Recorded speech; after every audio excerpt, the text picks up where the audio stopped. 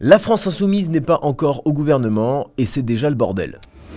Aujourd'hui, les Verts et la France insoumise ont fait leur entrée au Palais Bourbon, en attendant de savoir qui Emmanuel Macron compte nommer Premier ministre. La décision devrait attendre la fin de semaine. En attendant, Manon Aubry n'a pas manqué de défrayer la chronique. La députée européenne a affirmé sur RTL qu'une fois au gouvernement, le Front populaire allait abroger la réforme des retraites par décret. Si nous arrivons au pouvoir, la toute première chose que ferait notre Premier ministre, c'est d'abroger la réforme des retraites. C'est un décret, c'est pris en 1 heure. Sauf que cela est possible seulement si le président de la République signe aussi le décret. Et connaissant Macron, c'est pas sûr qu'il accepte. En plus de cette erreur, ce que Manon Aubry oublie de dire, c'est que cette promesse de campagne a un coût. Pour l'Institut Montaigne, l'abrogation de la réforme des retraites représente 58 milliards de dettes supplémentaires si on y ajoute aussi l'augmentation du SMIC. Inquiétant quand on sait qu'actuellement la France insoumise négocie pour être à la tête de 2 ministères d'État, dont celui des Finances. Peut-être faudrait-il leur rappeler qu'ils ne représentent que 12% des sièges à l'Assemblée.